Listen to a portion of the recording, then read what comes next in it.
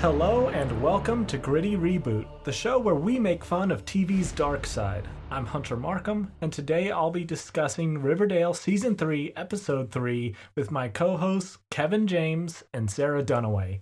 How are you, Sarah? All good. I just went to the cooler to get some fresh meat for my Underground Deathmatch Fighting League.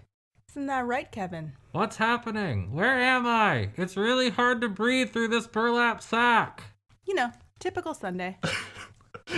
Maybe we should have kept our recording days on Saturday, because it seems like Sunday's a little bit strange for you guys. I'm not sure what you're talking about.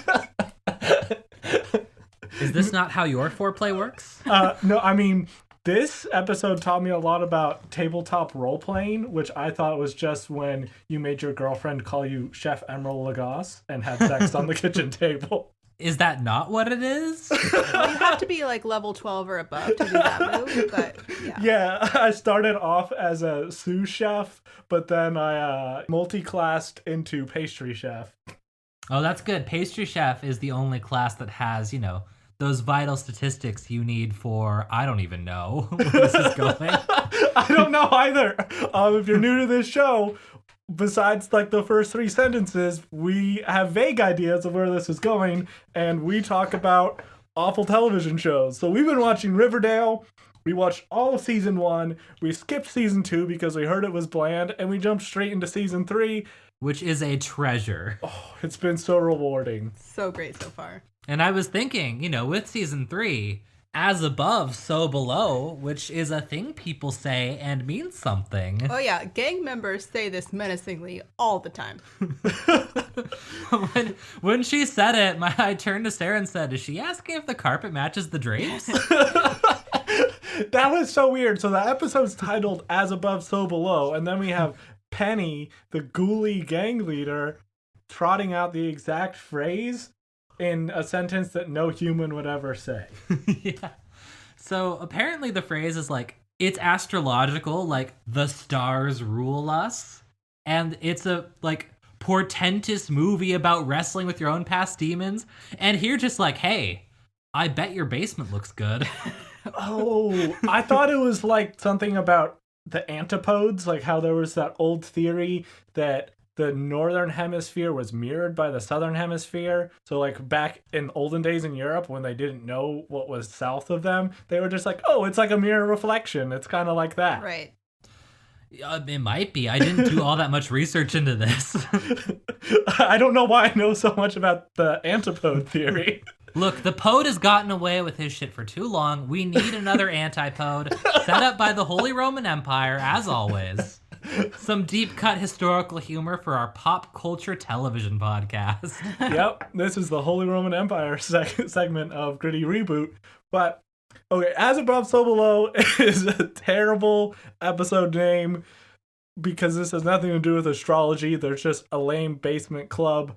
What would you title this instead? I forgot this until 3 minutes ago. Our weekly tradition. I'm going just to go straight forward and say The Wicker Man. Okay. This is Sarah's tradition of I'm not really prepared for this, but I'm just gonna shoot from the hip. Yep. I came up with the best title, $1 Million Baby Teeth. That's so good. Oh my god. Right? It was perfection. It fell into my lap. Mine are not as solid as that. I have Getting Juggy with It, which I don't know why we haven't made that joke before. We probably have, but I try to block out everything that happened before this week. Yes. And Veronica's Bars. It's pretty good. Because Veronica opens her speakeasy. Which is, I'm totally flipping my script. This episode, I'm going to be super excited to talk about Veronica things. I'm going to fake it the whole way through. I thought I was going to be the only one. I have so many Veronica notes. I don't. No, I don't probably have as many notes as you, Kevin. I was seriously just going to fake it. I've got some good ones. But before that, should we play our cultural references? Yes, true Riverdale fashion. They made a lot of references to stuff. Password. I don't know. Stonewall. Oh my god. I died and went to Candor and Ebb Heaven. It's a nice place you got here. And as above, so below, I'm guessing? You don't take the subway to the Met Gala. 2 people have died playing Griffins and Gargoyles. G&G. You mean True Detective? He's busy canoodling Nancy Drew, no doubt. You're asking me to play Russian roulette. I'm asking you to play Griffins and Gargoyles. Is there poison in these fresh aids?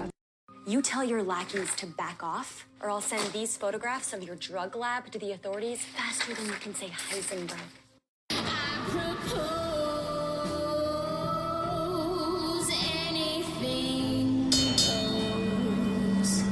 So yeah, Candor and Ebb, that was a deep one. Like, I had to Google that. I found out a lot about that. I didn't know who they were, but then when I found out that they're responsible for writing the musical Chicago, I have a new arch enemy, and they're people that I hate. Because my little sister, for, I would say, it was maybe half a year, but it felt like a decade, listened to the Chicago soundtrack every single day in her bedroom, and I hate it with a passion. Wow. Yeah, that should violate some sort of code, I think. That's rough. I'm sorry that happened to you. So yeah, Candor and Ebb are these 2 guys who wrote a bunch of musicals that are all based on places, I guess, because they did Chicago and New York, New York. Yes. We're all very super excited famous, that they I got a guess. new map. That's cool. My favorite was that back-to-back True Detective, Nancy Drew, No Doubt reference. One of my favorites was when Jughead's talking to Ethel and says Griffins and Gargoyles, and she corrects him like G&G. Like, yes, that's the shortened version of it, but it's still called Griffins and Gargoyles. It's not like you called it the wrong thing. I want to think that's like a real trait of hers. Like, anytime someone's talking to her, she always tell them the shorter way they could have said it. Like, Ethel, I'm sorry to inform you, your parents are dead. Someone broke in her B&E. We'll try and figure out who did this as soon as possible. You mean ASAP? I feel like it would have made so much more sense in the other direction. Like if he'd said G&G and she was like Griffins and Gargoyles, because then it would have been like, oh, she's very particular about her beloved game. But no, she just likes acronyms, I guess. I don't know. I mean, don't we all? Sure. Do we need another Dungeons and Dragons reference? It's very clearly a Dungeons and Dragons ripoff. Yeah, it's got the same like name structure, and when you abbreviate it, it's like phonetically almost identical. Okay, so the reference that I guess we couldn't really talk about audio-wise is all the visual references they have in Archie's underground boxing fighting scenes, where he's in this subterranean pool, like an empty swimming pool fighting, which took me back to my favorite Jean-Claude Van Damme movie, Lionheart, which prominently features an empty swimming pool underground bare-knuckle fight. Never seen it, but I'll take your word for it. Maybe it was unintentional. Maybe they don't like Jean-Claude Van Damme movies. Maybe the writers of Riverdale are terrible, uncultured people. I want to think the prison installed an empty swimming pool just for this purpose. It's never been filled ever. Except with blood. Are there any other cultural references? Oh my god, I'm gonna hold back. I already have enough rants in here. If we talk about the Met Gala thing here, then it's just gonna derail us. Yeah, I guess in case anyone doesn't know, Heisenberg was Walter White's drug dealer alias on Breaking Bad. Yes. Cool. Yeah. I've never seen Breaking Bad. I think I saw the first episode, but somehow I know that. I guess it's just so prominent in popular culture. Yeah, I was torn whether or not to explain it. It seems like something I think people would know, but... I mean, not necessarily. Yeah. I watched about a season and a half of Breaking Bad, and I feel like I'm one of the only people who was just like, no, I'm not into it. I don't get it. I mean, I get what they were trying to do, but he's a sociopath from the beginning, so how is it a story about him becoming a sociopath? I don't understand. I think the real flaw with the Breaking Bad story, though, is that he dealt this ludicrous-sounding drug called meth instead of the far more normal jingle jangle. Right. Okay, we'll get to Jingle Jangle. That was so confusing. There were a million things in this episode that confused me on first sight or first sound, and I really had to sift through this later. They've dialed it up. They really have. Shall we get into it? Yeah, so the episode opens with Archie being in solitary confinement, which, Faye, is that a thing that's in juvenile detention centers? Not juvenile detention centers, but many juveniles end up in adult jail or prison, and then, yes, it's a thing there. That leads to my second point of, since they have this really brutal prison, why didn't they just make it where Archie got tried as an adult and he got sent to adult jail for manslaughter for 2 years instead of this juvenile detention center that is basically a maximum security prison? Yeah, I don't get that at all. Realistically, I mean, so many children get tried as adults in this country because it's that workaround. Even like 12-year-olds will get tried as adults and convicted as adults. So that would make sense. It could have touched on some interesting criminal justice issues, but obviously this is Riverdale, so they didn't choose to go that route. Yeah. It's weird, but hey, Archie's in the hole. He's rubbing the lotion on his skin. Else he gets the hose and the talcum powder again. I hate that I laughed at that. I couldn't resist. And Luke Perry tries to visit, but the warden's just like, oh, that's interesting. See ya. That's all we see of Luke Perry in this episode besides when Archie hallucinates him. So we don't really have a follow-up because we just get Archie being like, can I visit my son? Warden says no. And Luke Perry's like, you'll be hearing from my lawyer, who's also my estranged wife. Yeah, I wrote down my notes. You'll be hearing from my lawyer, and her name is my wife. I don't get what the deal is with that. Are we going to be going somewhere with this? Are we going to actually get some more Luke Perry screen time? You know better than to ask, Hunter. Yeah, who knows? I shouldn't ask. Though the far better question you asked last time is, are FP and Alice together? And we find out, yes. Yeah, I'm really happy for her. That's a big upgrade. From Hal? Yeah. I mean, yeah, Hal was a serial killer, and FP is just like, I don't know, he's kind of a criminal. She's moving up. He always keeps dime bags of weed just for her. His and hers dime bags of weed. She has a tattoo, so I'm guessing, like, was that revealed in season 2 that she has this deep serpent past? Because it was hinted at in season 1. I think it was, yeah. That's what I'm assuming. We also see that FP has a jelly bean over his heart, which is A, adorable, and B, kind of a middle finger to Jughead, so... Yeah, I hope there's a crown tattoo somewhere. Like on his butt.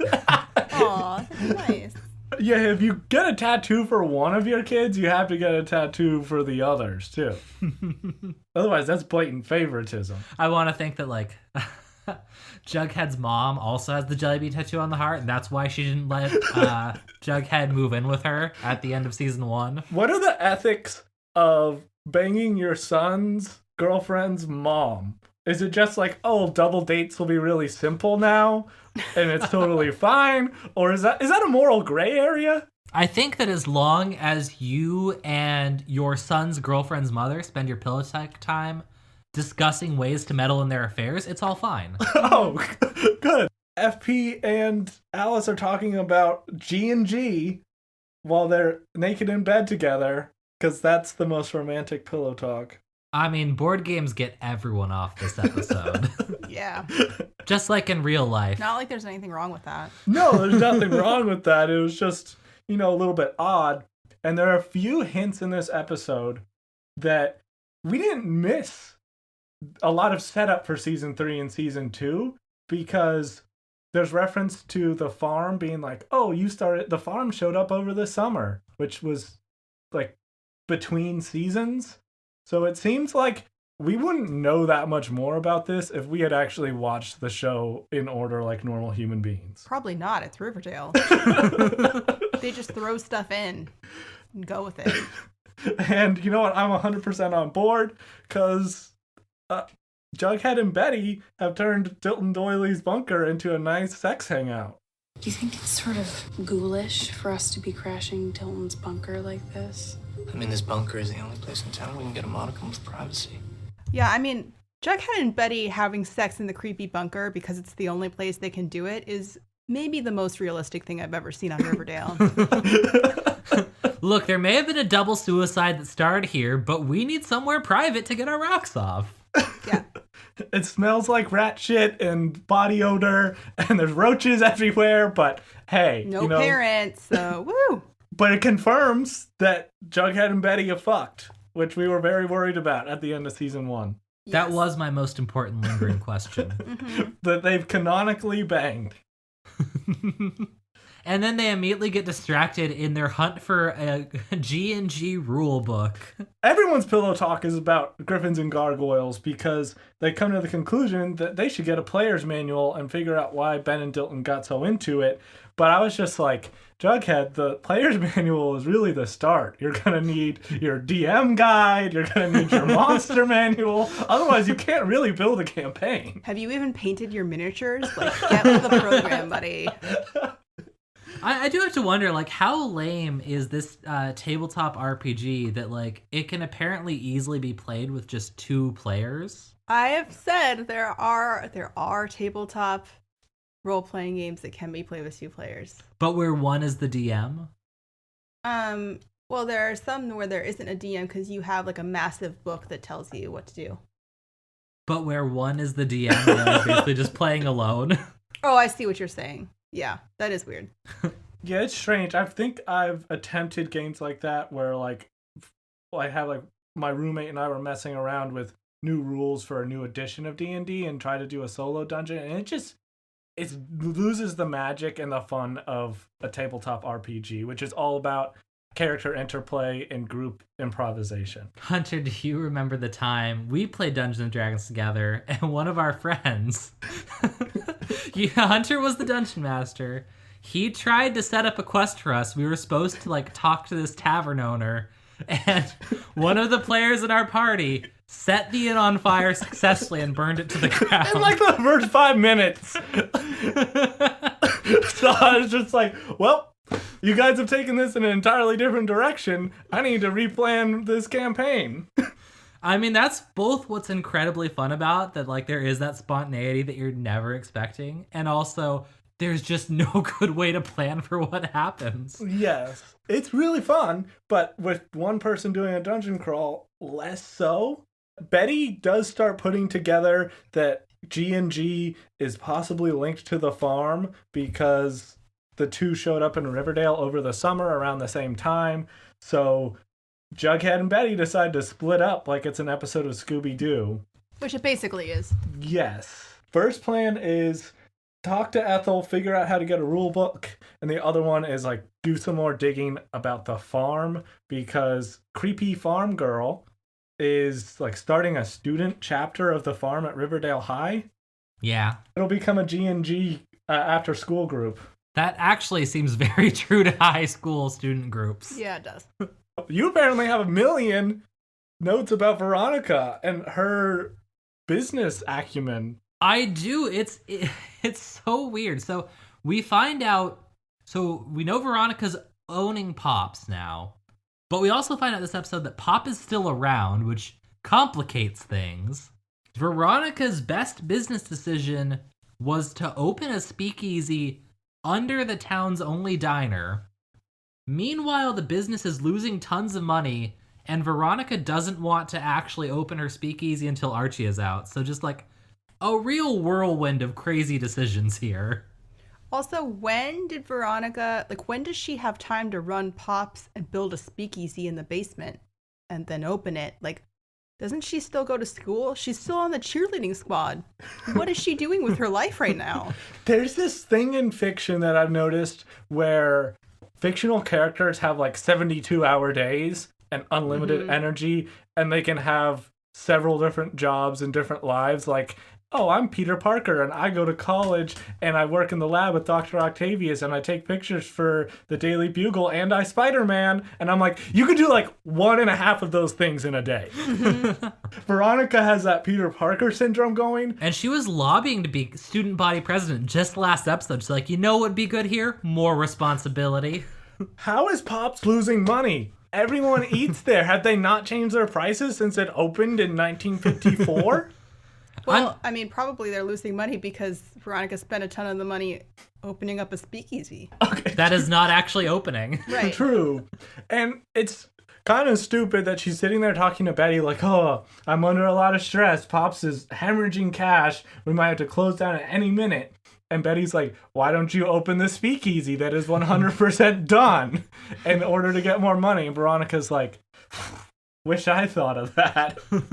It's like that joke people do on Twitter sometimes about like fake budgets, and there's always like some number that's ridiculous being spent on something that's like fake and funny, like, help me budget this. I have $10. I spend $5 on food and $20 million on stuffed animals. How do I budget this? Yeah.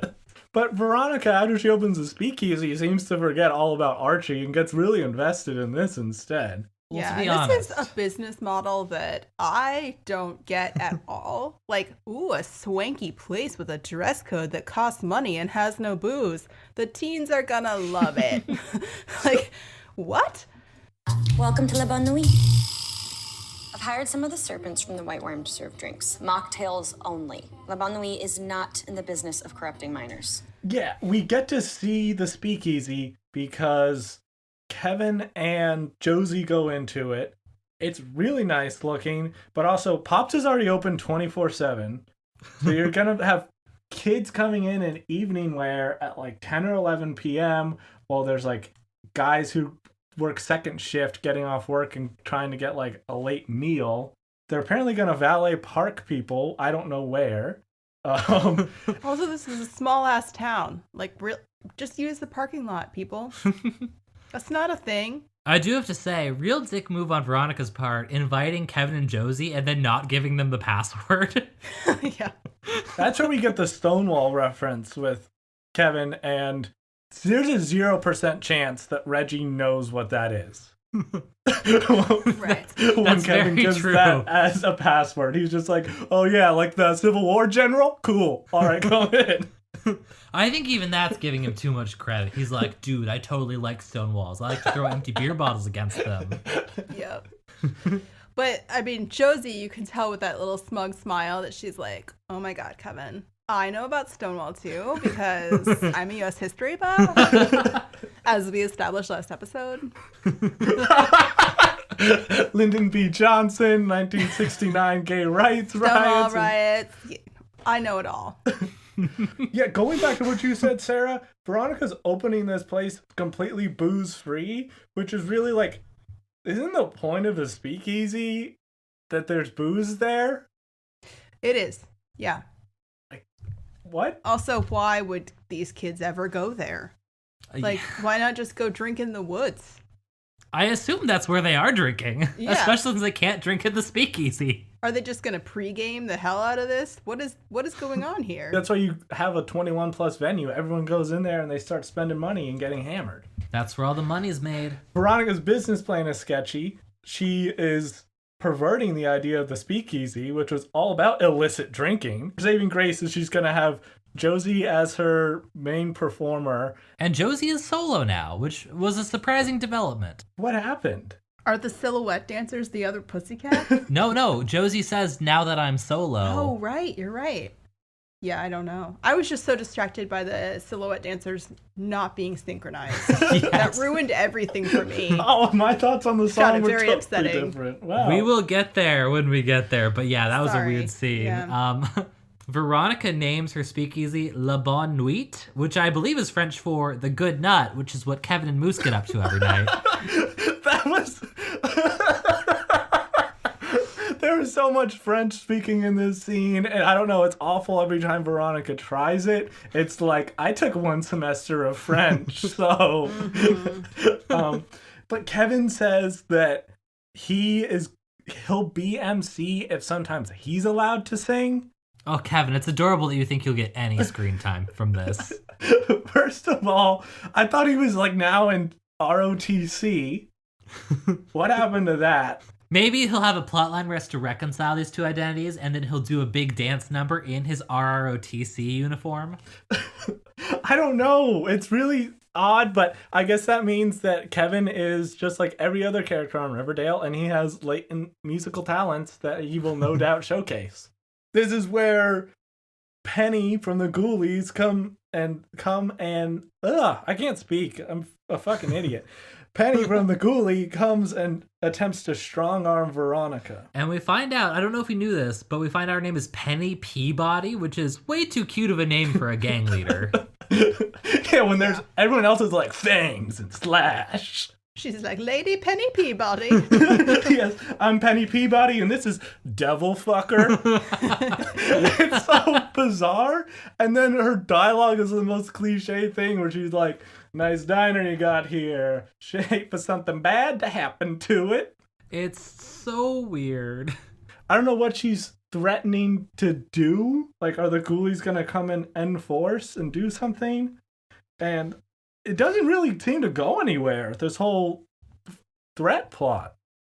No, I thought maybe she like was part of the arrangement that got the Jingle Jangle sent. Yes, to that's the what I was gonna basement. say. All they do is send them some very expensive drugs and then call the police on them, but Veronica and Reggie just successfully hide all of the drugs, so... Oh, I have more to say when we get there, unless you want to talk through that right now. We could do it right now.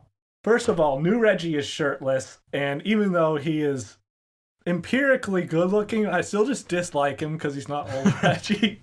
And It's also like, stay in your lane, Reggie. You're not Archie. yes, come on, you're trying to move on Veronica, that's pretty obvious. They get delivered these expensive drugs, which when they first open the box, they just look like paper straws or pixie sticks. And when they open these boxes and they gasp and they're like, oh no, I was completely baffled. Yes. And I was not less baffled whenever Reggie said, this is a serious stash of Jingle Jangle. This is a serious stash of Jingle Jangle. Yes, but it's not mine. I don't know how. If anything, I was more confused. Yeah, I mean, it was just such a weird moment because it just looks like they're both like, oh my god, environmentalism has come to Riverdale. Damn it! I missed you so much, plastic straw. I think the Jingle Jangle is like so illustrative of how badly Riverdale juggles tone. Yes. Like, it's just such an inherently weird, cutesy name for a drug that it just does not work. I guess my thing is with choices of why, like, they've talked about weed. It seemed like at the end of season 1, where Cliff hung himself, like there was heroin in these kegs of maple. Maybe it was Jingle Jangle the whole time, but like, why would you have real drugs like weed, but then just invent this new one instead of being like, oh yeah, it's meth? No, yeah, don't they even say it's like Canadian heroin? Yeah, oh yeah, you're right. Yeah. So why invent this drug? That's really my question. No idea. Just so they could get in a line about Cliff doing the old jingle jangle dangle. Okay, and then the real rant is they get sent these 4 boxes of Jingle Jangle, and like 3 seconds later, they find out that Sheriff Mineta is upstairs and he wants to search the place. So it's an obvious setup. We know the Ghoulies and Sheriff Mineta both work for Veronica's dad. So can we talk about how good their timing is, though? Like, when you order something on Amazon, you get like a 12-hour delivery window, but the Ghoulies and the Sheriff's Department are like 3 seconds apart. That's perfect. Yeah, well done. if Hiram Lodge is as good as you think he is, or any sort of competent dude, he would have told the sheriff, oh yeah, there's definitely drugs in there, search the place with the whole team, find them, and then we have a shitload of leverage on them and you can extort the crap out of them because you have grounds to arrest Veronica and Reggie. Mm-hmm. But the sheriff walks in and he's like, oh, nice place you have here, looks at one package of napkins and is like, you should give me money for no reason. This is extortion. And they're like, no, that doesn't make any sense. And he says, okay, bye. He's very good. That's the worst attempt at strong-arming because you have no blackmail material. That's why he's the best sheriff in Riverdale so far. Oh, weird. Because if it was a drug setup, you would think that would pay off where Veronica is framed and she has to deal with that. But they totally just like, oh yeah, nope, Reggie swallowed all the jingle jangle, or I have to say, Reggie is at his most suspicious just wearing a shirt. a shirt that's like bulging at the bottom, like when you're a kid and you would put the basketball underneath your shirt at recess. It's just jingle jangle straws. And before we knew Hiram was behind this, I was like turning to Sarah and saying, like, I don't get it. Like, what is his plan here? To blackmail the daughter of the man who owns him? Right, like, he works for the mayor. He's the sheriff. What is going on here? He already gets money from her. Yeah, at that point, you're just double dipping. I don't know. Like, if it was part of Hiram's plan to blackmail Veronica, it makes sense. Because, you know, I guess he's a douche. He likes to blackmail his kids. Hey, everyone's got to have fun. Right. Hobbies are important. The fact that he successfully blackmailed the crap out of Archie and got him sent to the most maximum security juvie in the history of forever, but he couldn't pull off the most simple frame of Veronica doesn't really track. The adults are just always incompetent when the plot needs them to be. It's so weird. And so let's jump back into Archie's plot, where he gets taken down to the little fight pit, and we find out that for random reasons, the warden is just making Joaquin fight in his place. And Archie's like, no, not Joaquin, my best friend who sold me out last episode. I must protect. Yeah, like Joaquin was a complete douche to Archie. Archie was about to get in good with the serpents, and Joaquin's like, this guy's a fucking fake. We should stab him. Yeah. But he sees Joaquin getting the crap beat out of him in this subterranean swimming pool boxing ring. And Archie's like, fine, instead of like not doing what you say, Warden, I will become a gladiatorial competitor. So then he's introduced to the other competitors who never seem to actually fight, weirdly. One of them is named Baby Teeth. Name's Baby Teeth. May not look like much, but I leave a mark. That's Thumper and Peter. And I just really want them to introduce Fangs to Baby Teeth so that Baby Teeth has someone to aspire to be, you know? Like a role model. Okay, I didn't get this until I listened to some of the clips you put together, Kevin, where Baby Teeth says, I don't look like much, but I leave a mark. And I didn't realize, oh, that ties back to his nickname until the third time I heard that. So the Riverdale writers are officially smarter than me. I wouldn't give them that much credit, because these are some of the worst street names of all time. We have Baby Teeth, Thumper, and Peter. Like, what's next? Like, this is Gumdrop, that Sugar Plum Fairy, and that guy over there, Kintsugi. It's poetic. It's a Japanese term for the art of fixing broken bowls and incorporating their cracks into their visual design. It's like a metaphor for the trauma we're currently undergoing. I would love if Peter was a nickname and he's like, yeah, real name's Randy, but Peter seemed a little more street. So the warden really dialed up the cliche villainness, because as he's watching Joaquin get beaten to a pulp, he's like flipping a coin and catching it, which I guess gives him something to do when he's not twirling his mustache. Whenever Archie gets introduced to the rest of this fighting crew, Captain Golightly is like rattling the bricks with his nightstick and like, stop the chatter over there. It's so bizarre. It really is. I was so confused, like, this whole time in the pit. And apparently they don't even explain the rules to Archie, because Archie lays out his opponent in one hit, and then the next day everyone's like, oh, by the way, you really ended that fight too early. The warden's going to be mad at you. Okay, who are these challengers that they're fighting? Are they other kids in the same juvie, or is there some sort of like interleague of other youth detention centers with muscular lads? Oh no. Like why isn't Archie fighting Baby Teeth and Thumper? That would make sense. I don't get it at all. Yes. I also just have to point out, I'm just really glad that they're having Archie benefit from the skills that we've watched him develop in the area of street fighting. What a satisfying arc to his development of his musical career. So, can we step back to season 1 real quick, where the first time we see Archie get in a fight is like episode 2, and Reggie knocks him out cold with one punch. That was the original Reg. And then the next time we see Archie try and start an altercation is in the White Worm, where Mustang, who's like 5'4", throws Archie onto a pool table and is about to clean his clock. So fast forwarding to season 3, where Archie is full on Batman breaking people's tracheas with like an open-handed chop or something, was really weird. And apparently Archie is just like, has a history of fighting. Yeah, that came out of nowhere. Yeah. The whole Luke Perry monologue about you got into so many fights as a kid. It's like, really? Did you? This guy? Like, all we've seen him fight successfully is a punching bag, which I feel like is probably different from fighting a real person. He nearly lost to Thin Ice once. That's true. Oh, I did like that Baby Teeth told Archie, we get a few perks if we win, though. And I wanted to continue on, like, for instance, better nicknames. 3 more wins, and I get to be just coming in adult teeth. Archie needs a nickname then. He's Mad Dog, which I do not approve of. Mad Dog 2.0. Which is really like a huge step down from that Mad Dog beta.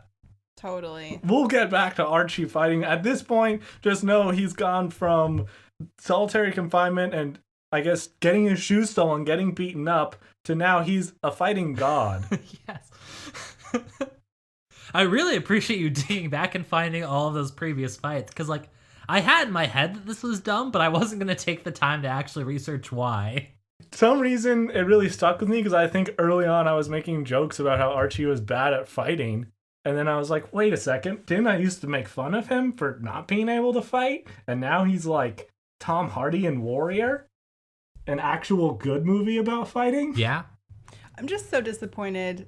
I shouldn't be because it's Riverdale, but I'm so disappointed that they didn't like have there be some way that he was like performing music in order to get special privileges or in order to like escape punishment or just anything related to his character growth.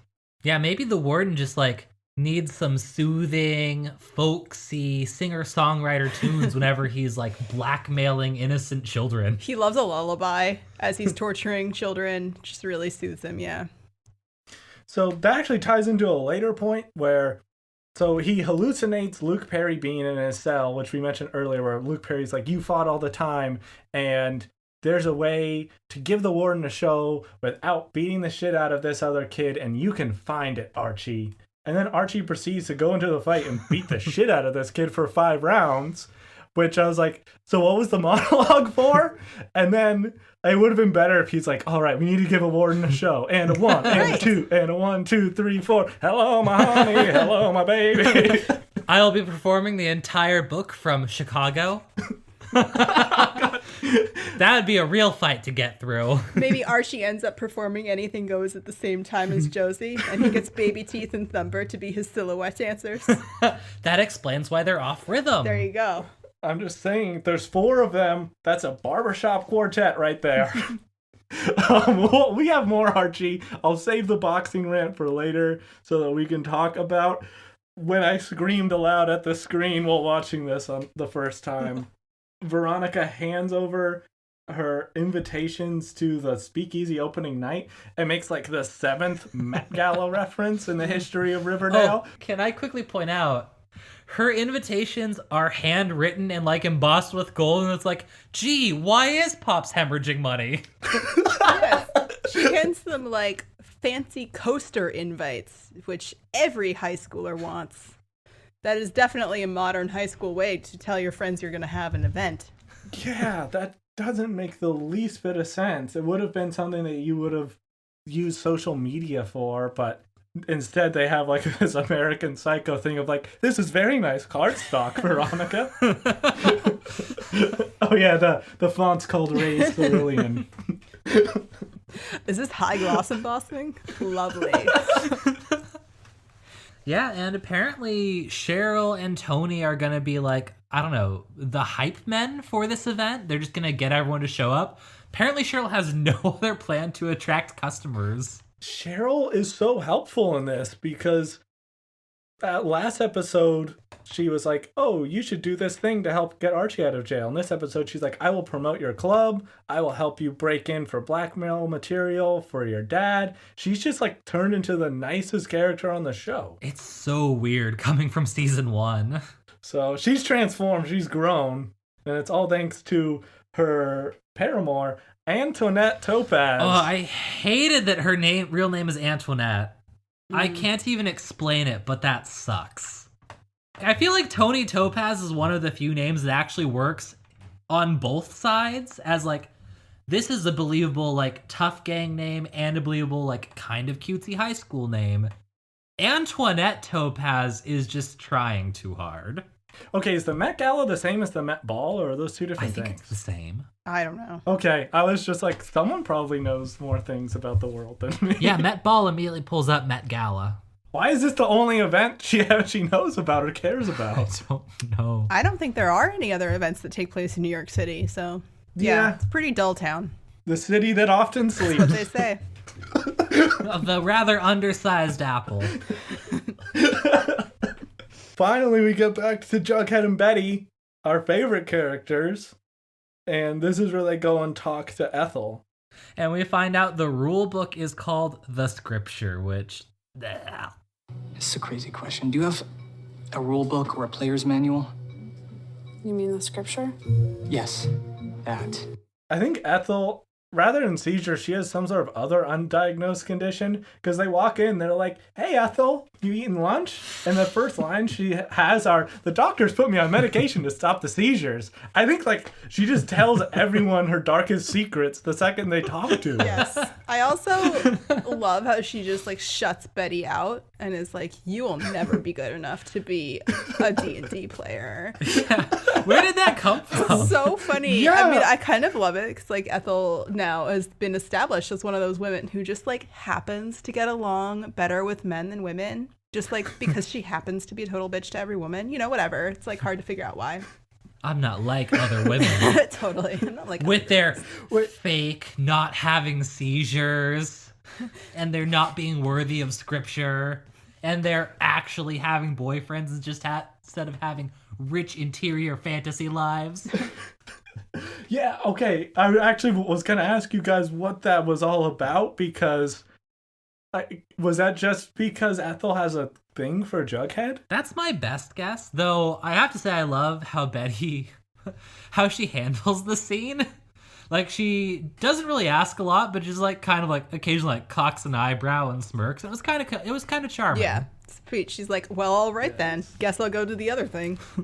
The funny thing is, because she had a seizure last time, Jughead is like, oh, we'll be more gentle when we question Ethel. And I would have loved if he came in and he's like, tell me about it!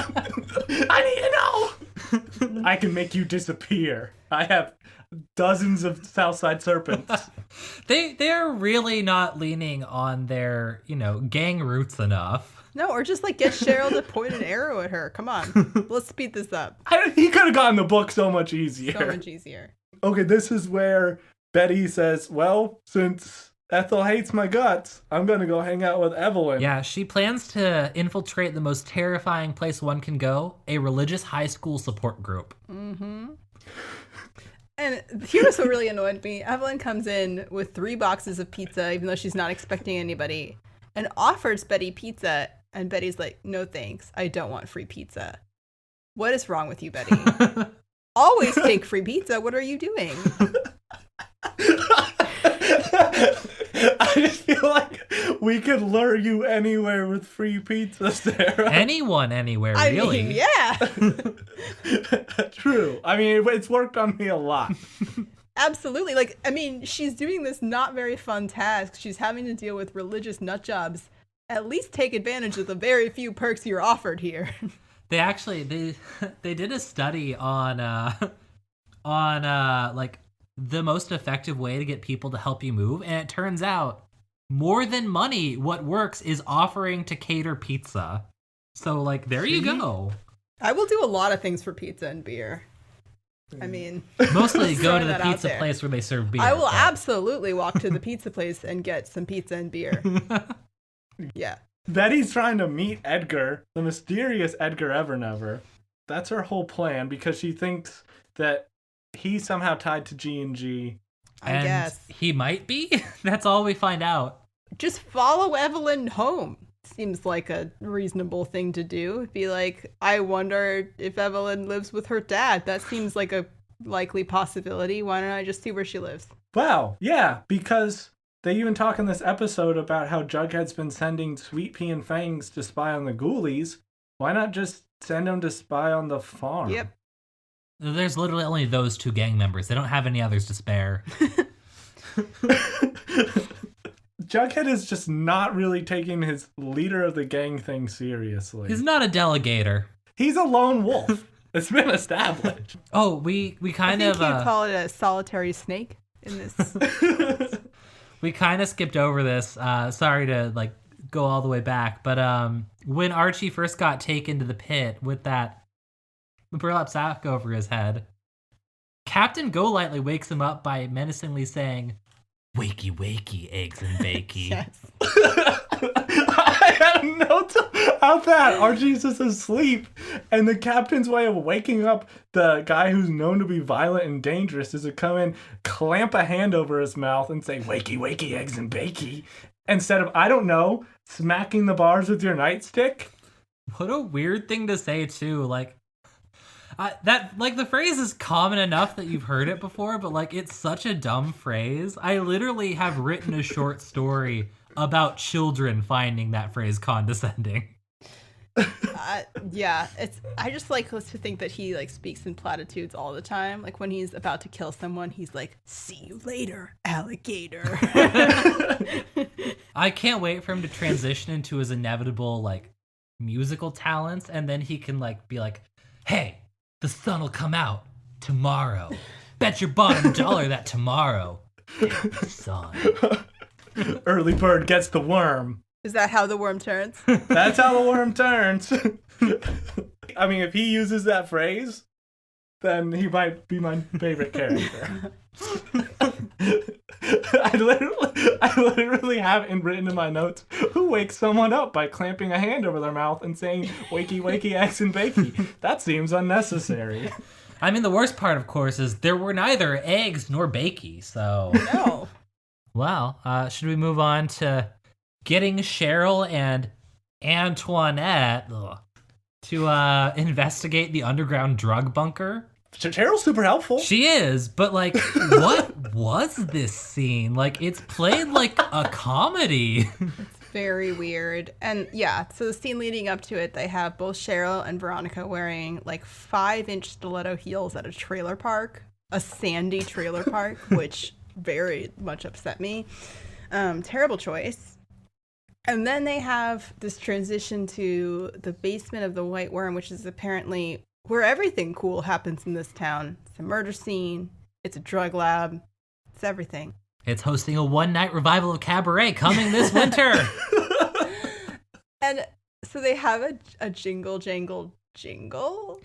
It was so weird. Like, it's this like bouncy, upbeat pop song. Being kind of pretty and down here in the city, find it isn't easy to be smart.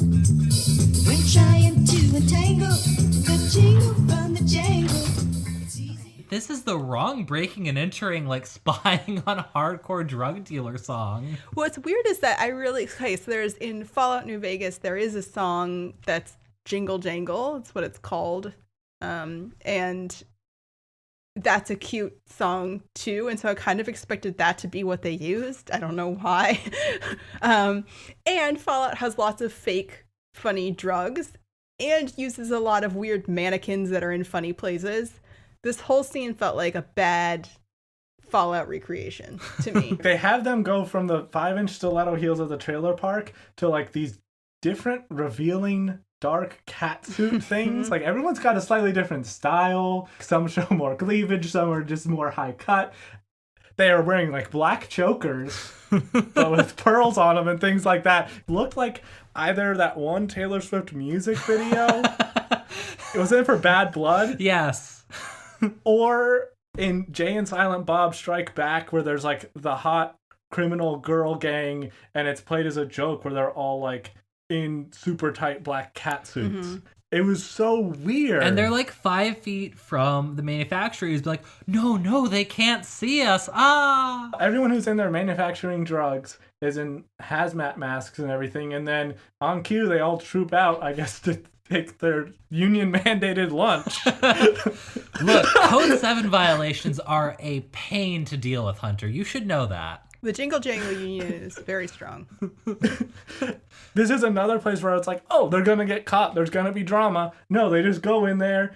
There's nothing goes wrong. They trot around in little revealing outfits and take photos of the drug lab, and then we just cut away. They're taking like flash photographs while the people are still there. And everyone's like, hey, did anyone see that flash and hear that loud shutter click? It's like very old-timey cameras, too. Like they're doing like a weird photography class project. Hope we can get time in Jughead's darkroom. Stepping back 1 second, before Tony, Cheryl, and Veronica go into the Jingle Jangle lab, Tony reveals, A, she used to be the bartender at the White Worm, and B, she knows, quote, all the secret ways in and out. It's a ball. She knows how to turn those worms, Hunter. I know about the back door. Ooh. Yeah, also, how old is Tony? Doesn't she she was at the high school. Does she go to high school? If so, how was she a bartender? I mean, I get that it's like and probably the White Worm doesn't care about these things, but just what kind of a resume does she already have going? She's either a 15-year-old bartender, okay, or else she's like 21 plus dating a high schooler. Honestly, she seems badass enough that I would believe the latter. And she's just like, I'll just tell him I'm 16 so I can go to school with you, Cheryl. Yeah, though I think the real answer is always they just didn't think about it. Yep. This is a great scene, as in, I had no idea why it was in there, what the heck this was for. It's so she can blackmail her dad. It's one of many shots where it just feels like it was cut in from a completely different television show. Like they were just like, I don't know, let's stick this in there. We have 42 minutes to kill. Just put something in. You could easily recut that breaking and entering scene to be like one of like the opening scene of any of those like upbeat, family-friendly 70s sitcoms about like a single woman making it on her own. But Veronica gets pictures of the drug lab and goes to extort her dad. Who you can tell is just like a little bit proud of her that she's finally blackmailing him. There's a few things about this that, from a character perspective, didn't make sense. Mm-hmm. One, Veronica goes and is like, I found your drug lab, but I'm going to blackmail you with this evidence so that you don't interfere with my speakeasy, instead of, I'm going to blackmail you to, somehow get my boyfriend out of jail, which was my thing up until this episode. Yeah. Did she just forget about Archie? I mean, I have. Like, as soon as I saw that finished basement and Pop's like, wow, this is way more interesting than Archie. I mean, there's like legit carpeting. But then she also is like, also, I'm blackmailing you now. You need to give me $10,000 a week for the rest of forever. I'll go to the FBI. Oh, and also, I want $10,000 a week in perpetuity. She keeps on saying that her dad's a dirty business person and he's bad because he does things like extortion and blackmail. How can she be on the moral high ground if she's also engaging in dirty business practices? My note about this scene was Veronica and her dad have a conversation or something. Okay, I was just like getting into the morals where I'm like, is it okay for her to blackmail him because his money comes from drugs? But still, it seems like, pot calling the kettle black. I think that's part of why I don't care about this storyline, is just that it's so inconsistent and nothing that happens in it seems to stick. Just anything related to Veronica and her family. It's like, it doesn't matter. It's like a mandala. It blows away with the wind the next episode. So it seems pointless to pay attention. Like, yeah, okay, she's coming down hard on her dad now. Next episode, she'll be calling him like daddy and asking him for help. I don't know. Who knows what's going to happen? Dad, the $10,000 a week wasn't enough to pay for my Mont Blanc habit. Money, please. The logical thing would have been to have this evidence immediately turn over to the FBI so that her dad looks like a freaking criminal, and then it throws more doubt on the whole case where Archie got sent to jail and is grounds for an appeal. Yeah. if we were like, we could follow that storyline from previous episodes, and this could have been about Veronica trying to dig up dirt on her dad in order to spring Archie. Instead of throwing in the speakeasy and having her mention Archie like once in the episode, and then just focusing on her business ventures from there on. It reminds me of, I'm sorry to make this reference, but I watched like the first couple seasons of Glee, like way back when it was airing, and there was this one season where there was like this villainous leader of the other high school choir, and in one episode, like he nearly blinds one of the main characters in some sort of assault, and at the end of the episode, they're like, "Hey, don't do that again," and the guy's like, "I'll never do this again, I swear." Start of the very next episode, he is like posting fake nude photos of the performers in order to get them to drop out of the competition or whatever. It's like, why haven't you learned your lesson? Report him to the police. Don't give him a free rein here. Oh man, I think I've seen like half of an episode of Glee, but from what I remember of the tone and like acting, there is some sort of similarity to Riverdale. Yes. Well, yeah, except that Glee goes more on the campy side, where it's like, we know we're being ridiculous, whereas Riverdale seems not to always know that. Yeah. Yeah, Riverdale definitely takes itself more seriously, and sometimes that's better, but more often it makes it worse. Yeah, I'm not saying Glee is a great show, but at least there was a consistent tone. Yeah. Yeah. They at least knew what they were going for. Whether or not they should have gone for it, that's another matter. Totally different question.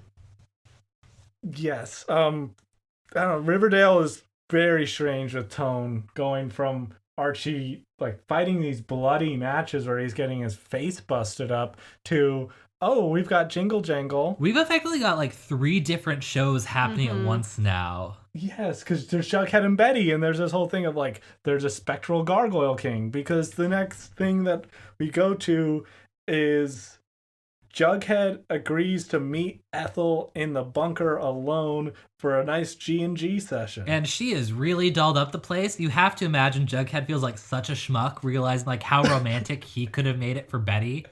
With those hundreds of lit candles. Yeah, all I could think was like, holy shit, the candle budget for this bunker is outrageous. How is Dorothy funding this? They're all citronella candles, so it just smells terrible right now. Or maybe they're handmade. And like he has like a lot of bees in his backyard. He is the survivalist. I don't know what's going on there. Oh, man. There's seriously hundreds of candles lighting the way through the bunker. How long did it take Ethel to light all those? She's definitely been planning since like 10 a.m. Yes. And Jughead looks so incredibly unenthused to be there playing this game. He could not be doing a worse job of, hey, I'm going to try and convince her I'm into this so that she gives me the rule book. It's clear from every line and every look that he's like, I just want this book. I hate this. This sucks. Yeah. But he at least makes the right choice of becoming a Hellcaster. First things first. Do you want to be the Radiant Knight, Arcane Invoker, or Hellcaster? Hellcaster. Good choice. Yes, that was better than the other choices, which like one of them was Radiant Knight or something else that sounded super lame. Yeah. Yeah, Isn't that always how it is? There was another mage class, though, that I was like, I probably would have chosen that one. But all right. And Hellcaster seems pretty dope. Does.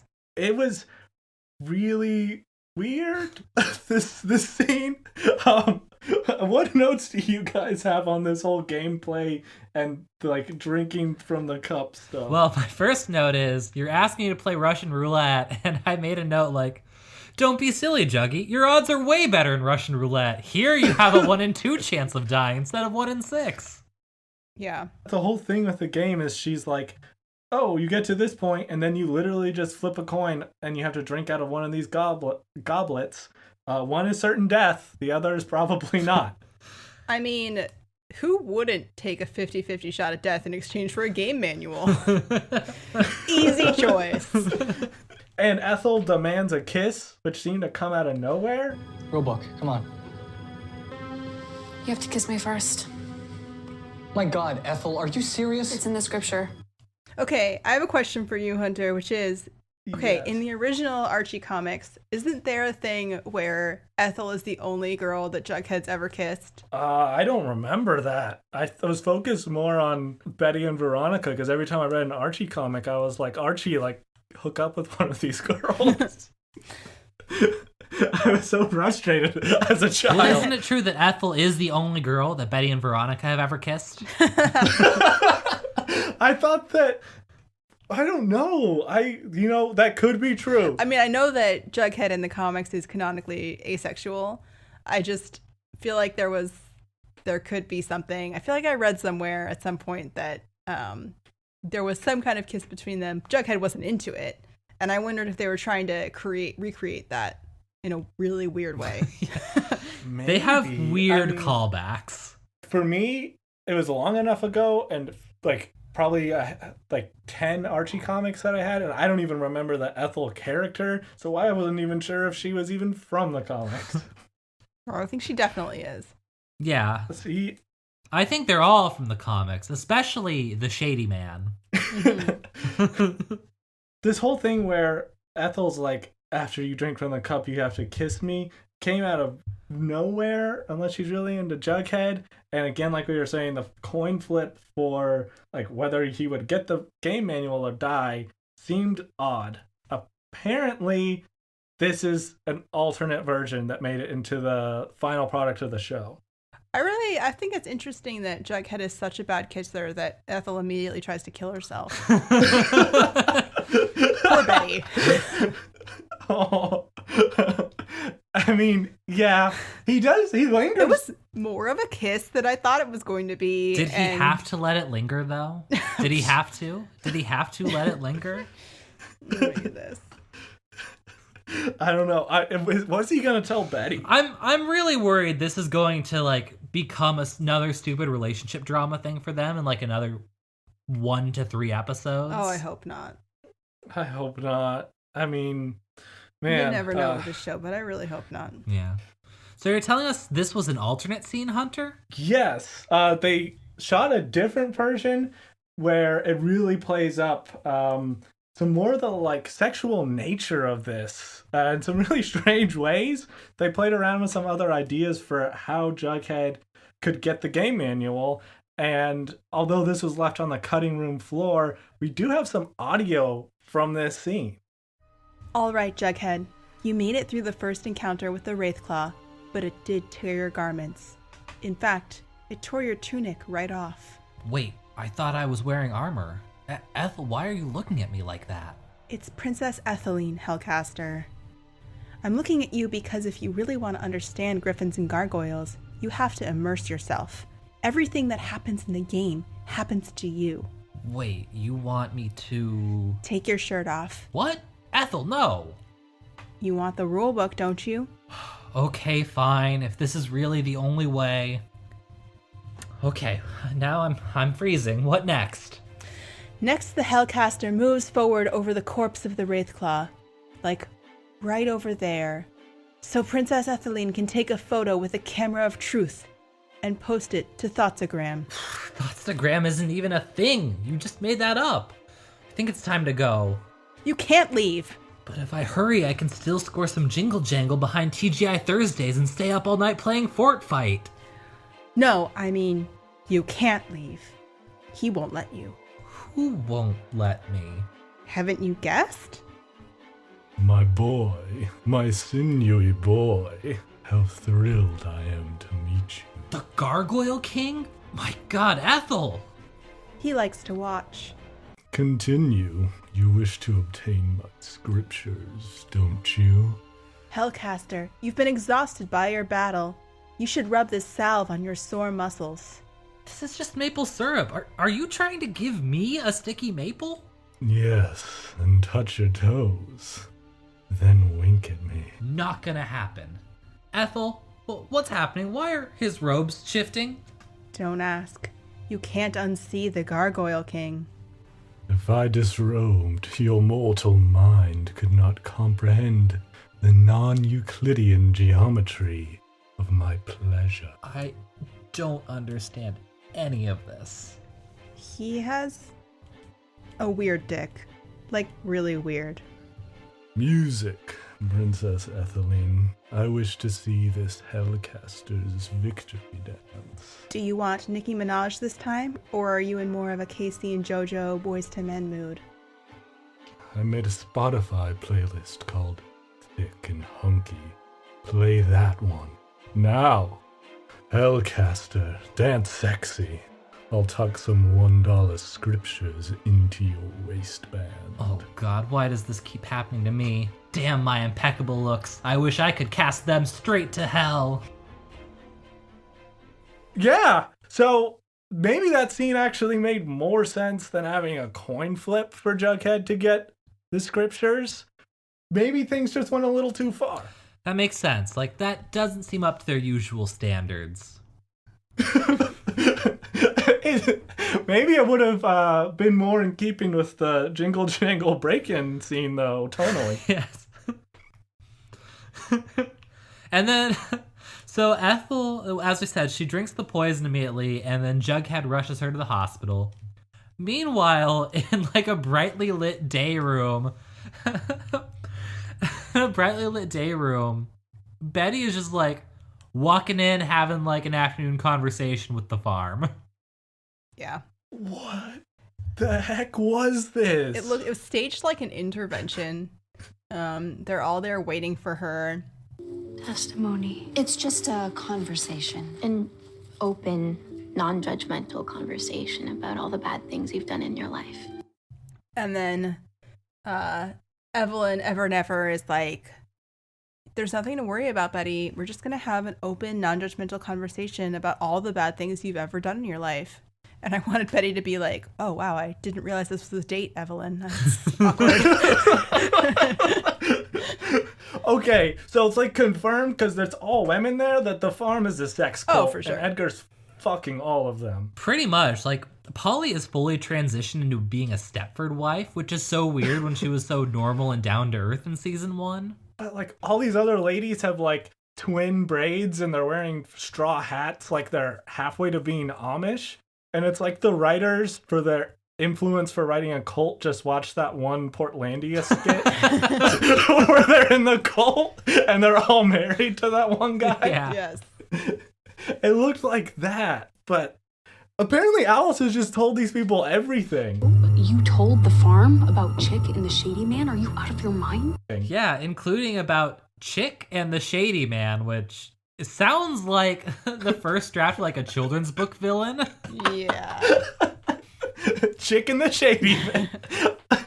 Yeah, there were so many things that they blindsided me, where they're like, oh, Alice has told us all about the time that there was a dead body in your kitchen and your like affinity with your kinship with your dad's dark side, and also about the webcamming. Yeah, that was weird. No idea. The one thing that made perfect sense is that we learned that Alice was apparently someone who played a role in the original Griffins and Gargoyles, and classic Alice getting involved with psychological torture, demonic summoning, and convincing children to kill themselves. I'm guessing they got this idea from Scientology, where the thing is, during your counseling sessions, you have to tell the Scientology people all about the things you've done in your past. So then you're giving them blackmail material, which makes it really hard for you to leave, because then they'll tell everyone you know about this stuff. Yeah. I mean, I can't sit here and say, like, it's unbelievable that Alice and Polly would fall for this, because millions of people have fallen for the Scientology thing. But still, like, Betty is super in danger of going to prison now. Yeah. Because she apparently disposed of a body of either Chick or the Shady Man, or were they the same person? I don't know. It's weird that, like, they haven't tried pulling this leverage on her yet. Betty then has this vertigo moment where she almost passes out when she finds out that Alice used to play Griffins and Gargoyles. And then it goes nowhere. Yeah. So, cool. I was confused. I thought that was going to be like another, like her fainting or having a seizure or something, since Evelyn was there. But in the next scene, Betty's fine. So maybe that was just like, she's so shocked by the fact that Alice has revealed all these truths. It's hard to say. You know, sooner or later, we just need to break into the Riverdale writer's room, dress up as houseplants, and just stand in the corner and see how this cake is made. That would be incredible. Oh, and Ethel wakes up in the hospital with Jughead at her bedside. And no parents there. Apparently they don't care. Look, it's not like the Muggses have ever been, like, rocked to their core by the attempted suicide of a family member before, so we don't know what they do in this situation. Right, her mom is just like, again? Not this time. Come on. And Ethel thanks Jughead for helping her finish her game, to which I want her to add, oh, you helped me finish my game, all right. Wink, wink. And yeah, she like kind of touches his hand all cutesy, which she's disgusted at. She gets all psychotic and is like, don't you see, Jughead? You think you've been searching for this game? You've been playing it all along. Or something like that, she says. Some cliche something. Yeah. That really doesn't go anywhere. She gets another hospital visitor towards the end. And Jughead's like, all right, now you don't jump out this building. She's handcuffed to the bed, so... Wait! She was supposed to be attempted suicide, handcuffed to the bed, which was protocol. How come Ben wasn't? I don't know. That's a good question. They're really applying this protocols whenever they feel like it. Also, that's not even really how Suicide Watch works. Like, I mean, they could do a handcuff thing, but she's not in jail. They would just make sure she was in a room without a window and take away everything she could possibly use to kill herself. And, like, actually watch her, as in, Suicide Watch. Look, Riverdale General is too underfunded for this. They're just going to stick her on the top floor with, like, one janky handcuff that, like, unlatches on its own randomly and hope for the best. You know who else was on Suicide Watch? Jeffrey Epstein! Oh, they watched all right. They watched that suicide. Yeah, I thought Suicide Watch was just a different flavor of snuff film. And so then we go back to Archie in solitary, and I love that we've gone to the opposite filming extreme, because, like, we were talking last episode, it seems like the prison is in the deep south with all the yellow light, and now it's in, like, the coldest, bluest light. Like, there's a random blizzard outside. I don't know. The director of photography seems to forget what job he's working from week to week. Because, yeah, last week the prison was dry and dusty, and this week is this cold blue light, and everything looks like it's kind of like dripping wet, and it's like condensation and cold. Yeah, he's like, this is that episode of NCIS, right? Is that what we're doing? What's happening here? We do have a timeline in this episode, though. I think we can somewhat pinpoint a date. Mm-hmm. They're near enough, because when FP and Alice are in bed at the opening, they say it's been 3 weeks since the death of Ben. So maybe that was, let's say, a few days after Labor Day. So this is like end of September, beginning of October. Okay. I'm just saying, putting this on record now, so when inevitably in an episode or two the timeline crumbles on itself, we can say, no, you can't do this, Riverdale. Has the writers. timeline not already collapsed on itself with Jughead and Betty, like, waiting 3 weeks to investigate further? That's a really weird time gap. That they would just be like, that kid killed himself. I guess hopefully it doesn't happen again. Let's just wait and see. Let's just go fuck in the bunker again. Did you want to go into Archie's fight scene? No, or did you not want really. to talk about opening night at the Speakeasy? Oh, let's do opening night at the Speakeasy. Because I don't have a ton of notes for this. I'm sure that Sarah has a lot since Veronica's prominently featured. No, my only note, I couldn't think about anything else other than the unsynchronized silhouette dancers. Yeah. That's all that was happening in my brain. I had a little bit of research about Josie's solo song. So the song she's singing, Anything Goes, is supposed to be like a satiric song. Like it was originally written by P.G. Wodehouse, and they play it just dead straight. Oh, I didn't notice the background dancers on either of my watches. I just kept thinking, like, this sounds like they're just making a Bond theme for a James Bond movie called Heaven Knows. Mm-hmm. It's 100% like every single James Bond theme since Casino Royale rolled into one. Like, you don't have to hear the song. Yeah. Well, that was my note on Josie's performance. I think we all missed the rest of the Pussycats. Yeah. Hiram shows up and basically just says, like, good job blackmailing me. By the way, I moved my drug ring. Keep up the good work, hon. And then leaves. Like, yeah, he just brings her a giant portrait of herself. Hang this up in your club. I wish more people congratulated me that way. With giant portraits of Veronica. An enormous portrait of myself. I'm gonna commission one now. Hey, look, it's you. Did you forget what you look like? Because it's like this. This is almost as good as having a mirror. Moose is at the speakeasy in his ROTC uniform, which I guess is the only clothes he owns now. Were they trying to make it kind of like a throwback, like World War II feel, to have like, oh, there's people in uniform here. This makes it feel more vintage. I guess, but the song they're singing is like from the 1930s, so I'm not sure what they're going for exactly. I think they were just supposed to I just think that was just to remind us of what happened last episode. They were just like, don't forget, we did a thing with Kevin and Moose. It's not going to come back, but look, they're in uniforms. And then we overcut Josie's song with Archie's fight, and he just learns to fake fight for the crowd's approval, which, whatever. Why do they not have mouth guards in this fight? They'd be missing teeth. Oh, I'm sorry, this is just going to go to another rant. Look, how do you think Baby Teeth gets his name? But Archie makes the fight last, so he lets himself get the crap beat out of him, so he's all bloodied up. But he's Archie, he's the king of fighting, so of course he still wins. And then he gets rewarded with all this swanky 50s gear. And Lodge label rum, which I have to imagine, just like the lodges themselves, is bland but lingers on the palate for far longer than anyone wants it to. Yeah, he gets the rum, he gets the world's smallest television, so now he can watch 3 channels in black and white, so I guess he'll have fun with an Antiques Roadshow marathon. And I thought when the warden was handing Archie the rum through the bars of his cell, that Archie was going to do some cool shit where he snapped the warden's wrist or pulled him to the bars and was like, I'm going to get back at you. But he just takes the rum and stares at it and then flips out, smashes the bottle, and breaks all of Mad Dog's stuff. What a bad idea to smash glass in your tiny prison cell. The whole thing's going to smell like rum. Yes, the whole thing's going to smell like rum. He's going to have glass shards in his bed. He's never going to get all those glass shards out. Terrible idea. But that's where he finds...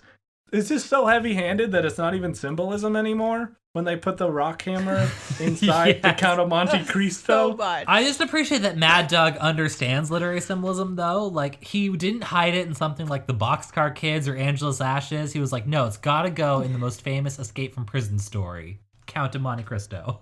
Yeah, and I like how Archie presents it to the other, weird gladiator kids as classic Mad Dog. We only knew Mad Dog for one episode, but it's well established. He lived for rock hammers. I should have expected it. Knowing Mad Dog as I did for, I guess, 48 hours. And talking for almost 30 minutes of that time. He told me to tie my shoes tight once, so. And it was good advice. If I had listened, I wouldn't be here right now.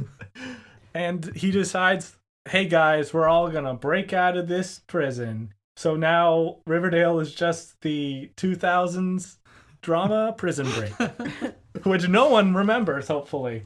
Yes, accurate. I remember that it existed. Yes. I remember they used to advertise it in commercial breaks during football games. I would think, I still don't want to see that. Yeah, Prison Break is up there with How I Met Your Mother in terms of names of shows that you really don't understand how the premise has lasted as long as it has. Yeah. Yes, because wasn't it the end of season 1 of Prison Break, to my knowledge, they broke out of prison. And then season 2, they were like, let's put him in a bigger prison. Well, if only it was still on the air, then they could have broken out of something real high security, like a juvenile detention center. Mm-hmm. And then we cut back to FP, Alice, Jughead, and Betty. FP has found the scripture and burns it once he learns it's the only copy, hoping to stop the spread of G&G. But the next day there were just hundreds of copies everywhere, so that whole plot line was kind of pointless. Yeah, so I loved how angry they were at the kids for playing this board game. They're just like, God damn it, why can't you kids just play World of Warcraft, like good nerds. What's wrong with you? And then also, I very much wanted that book to float and was extremely disappointed. Oh, that would have been better. So much better. Like the next day at school, everyone at Riverdale High has a player's manual for G&G in their locker. And they're all so into it. Like every high schooler is like, oh my god, a board game manual, yes! Cheryl's like, wow, like I may like shoot people with bows in real life, but I've never heard of like role playing in a board game before. Fascinating. I'm gonna stand here by my locker and read this whole thing. Cheryl doesn't seem like the type to look twice at it. No. She would have tossed it aside, and then you open it up, and it's like, okay, so you roll 2d6 of damage on the initial attack, and then 1d4 for the next 3 turns for the acid damage. Okay, yeah, no, like this isn't... Like, there's a certain type of person who gets into tabletop RPGs, and I would say it's not the majority. No, yeah. Most of these kids should have just been like, what the hell is this? I also have to say, like, the manual looks like a paper pamphlet. Like, it looks like it's about 3 pages long, maybe. It is so much smaller than the manuals for most of the board games I play. It is, like, a quarter of the size. And apparently one of, like, the 12 lines they fit on that paper was the Hellcaster has to kiss the princess. And then they show it, and it's just all drawings. Like, this is a terrible game manual. Yeah, half the book was, like, woodcuts from grimoires. And the other half, there's, like, one page where it looked like it was showing, like, different dice rolls or something in one scene when Cheryl was looking at it. Which, it looked, like, ripped straight out of a D&D handbook. But really, it's a slim player's manual. Yeah. That's like the starter set, you know? You're gonna need the rest of the books. You're gonna need the expansions. The monsters manual, the DM manual, the player's guide, the guide to setting up your maps. Yeah, you're gonna need a lot more stuff. Maybe you want some actual like pre-built campaigns. I mean, has to be a company that's distributing this game. Character sheets, figurines. Oh, there's always like the several pages that are telling you all the things that are included in your game and what they are. As if you don't know. This is a die. But we end beautifully with Ethel like on her bed, talking to the Gargoyle King, who was somehow wound up on like this top floor of Riverdale General in his full costume. And I just want to know what the elevator ride up to that floor was like. So Hunter, Sarah, I'd like to pose this little improv challenge for you two. Hunter, would you be the Gargoyle King trying to get to the suicide ward? And Sarah, you'll be Dr. Donna Dubray, second-year resident who can make her it on her own. Okay. All right. Sorry about that elevator door there, Doctor. It got stuck on my cloak. Yeah, no problem. Do you need dermatology? Plastic surgery? Could you press the button for suicide ward? I have twigs for fingers. It doesn't really work. They tend to just like snap if I press buttons. You're looking for the psych ward? Yeah, wherever like... Let's say there was like a girl, freckly, tried to kill herself. Where do you keep those sorts? Dungeon? Where's the dungeon? Or is it like up in a tower, like a round tower? Manacles on the wall, something like that? There's a psychiatric unit on the 5th floor. Okay, 5th floor. So yeah, what do these buttons mean? Because they're not in runic. No. These are Arabic numerals. I'll press 5 for you, sir. Thank you. You know, nice place you got here. Could use some more black on the walls, maybe some open braziers, coals, open flames, something so you can cook the meat of the cadavers. Just, you know, something to think about. Yes, I'll propose to the board. Be sure to pass that along to the pathology department. I've got this charcoal here. I've got a few stumps of candles. Is there a good place to draw a pentagram, or is it just like wherever you find a spot where there isn't a gurney? Maybe you'd enjoy speaking with our art therapist. She's sometimes on the psychiatric unit. It's room 512. You can stop on by, see if she can help you with that. Yeah, could you move her office to room 666? Because it's the only room I can enter without being invited in. No, that's the head of cardiovascular surgery's office. This is going beautifully. Okay. Okay. I feel like we've done all we can do here. Yes. Yeah, I was surprised you guys didn't be like, well, this is your floor. Please don't come back. I got really into just having a conversation.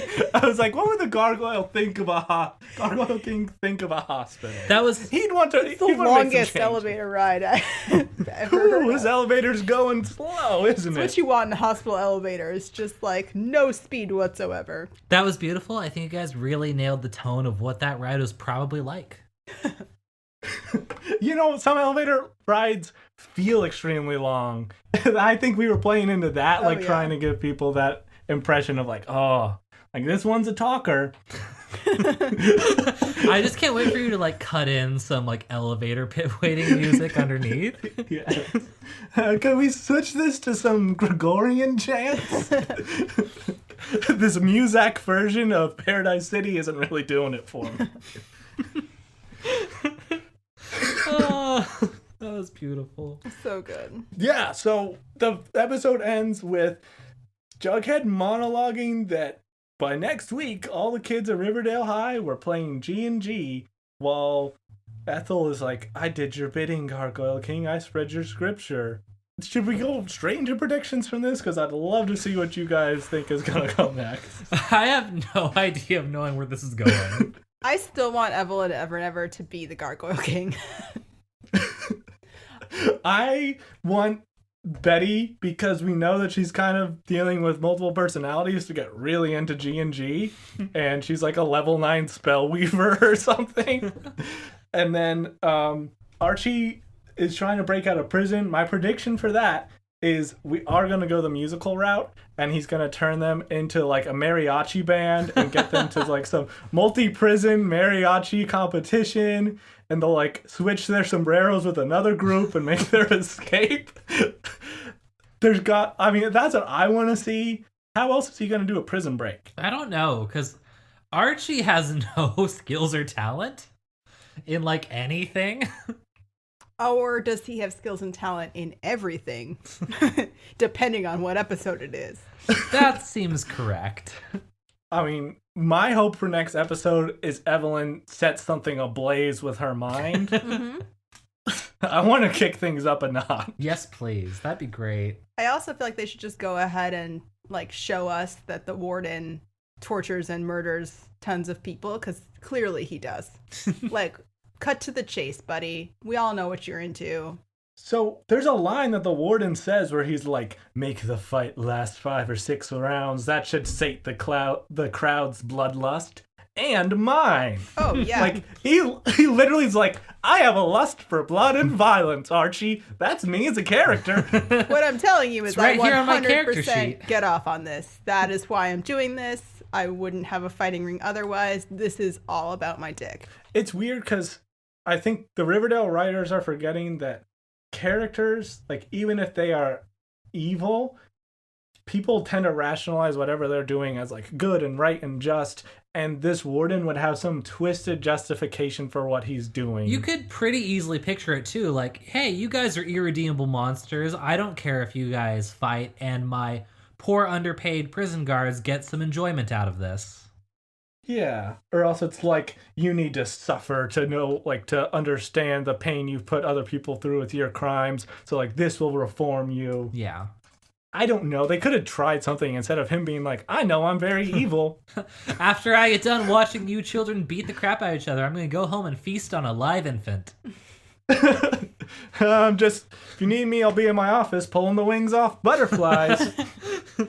Oh, I think I've told you about this before, Hunter, but there's a story called A Romantic Weekend by Mary Gaitskill, and I hate it so much because the guy in it is like such a cliche of like an evil person. Like, it's supposed to be this kind of questionable weekend, and the fact that it's romantic is obviously supposed to be ironic. But like, the girl is saying things like, I'm not sure I'm really in love with him, and this is weird. And meanwhile, he's thinking like, I really only enjoy things if I can like imagine cutting the heads off of flowers. It's like, this is so I can only get off when I think about stab wound fucking. Right. It's like one little blow, like, before I got here, I was just kicking puppies. Yeah. It's exactly what this warden is like. And I just don't know why they're even like having the pretense that he's just as into underground boxing. Like, we know it's more than that. Just fast forward this scenario. So, to wrap up, Archie is somehow an incredible boxer, and he now plans to escape prison, probably by punching through the walls. Veronica has successfully launched the world's worst speakeasy. Jughead and Betty easily get their hands on G&G rule books. Betty knows her mom is in a cult and suspects G&G is also tied to the farm. FP and Alice are fucking. And so are Jughead and Betty. Yes. When do Veronica and Reggie have some sort of tryst? Because I feel like they're building that up somehow. That makes sense. Yeah. Don't know. Or does next episode Veronica just switches her focus entirely and she's like super into ice luge? Oh, cringiest line? I'm sticking with wakey wakey eggs and bakey. Yeah. There weren't a lot of cringy lines actually, but that one, whew, that might be an all-timer right there. I think the delivery that was the worst for me was when Reggie is like, do you think somehow this is connected to your dad? These two people who are clearly conspiring together. But he didn't do a good job. He wasn't old Reggie, and he didn't do a good job pulling it off. So you're just like, duh. And then Veronica's like, duh. But it doesn't go well. Yeah, he doesn't really play it. He doesn't seem to have like a subtlety to it. No. My pick for cringy line was when Josie and Kevin are talking to Veronica about, oh, like, we want to do stuff at the speakeasy and do entertainment. And she says, as we say at Le Bon Nuit, may we?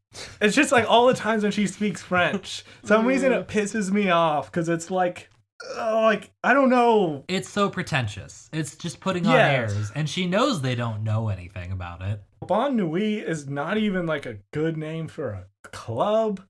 No one's going to know how to pronounce that because they're all American teenagers. Weird. And then, yeah, of course, you don't take the subway to the Met Gala because the nearest subway station's a half mile away. You're not going to walk 5 blocks.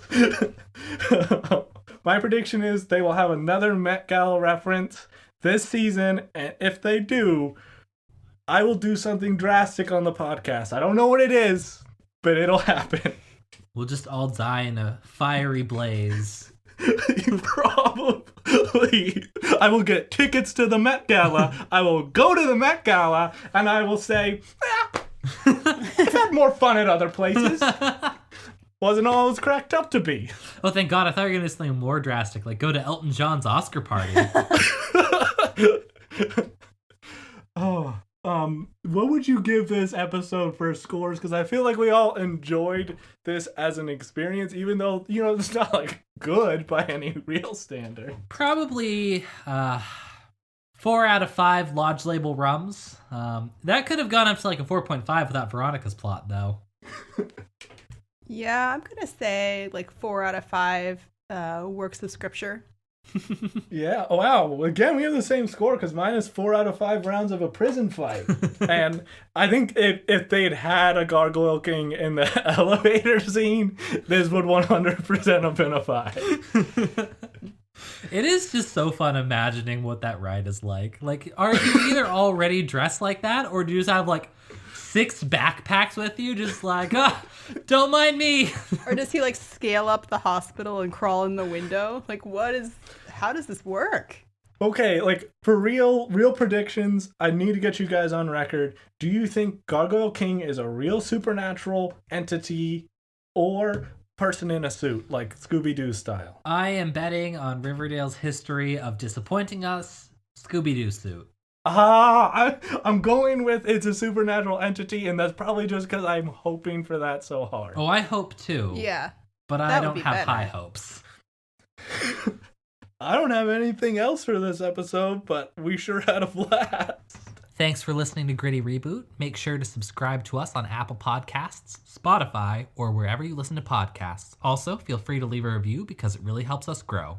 Let people know about the podcast. Word of mouth helps a bunch. Next week, we'll be discussing Riverdale Season 3, Episode 4, The Midnight Club. In the meantime, you can reach us on Twitter at GrittyRebootPod or by email at grittyrebootpodcast@gmail.com. You can check out our website, greedyrebootpodcast.com, for info about the show, past episodes, and upcoming news. We look forward to seeing you next time.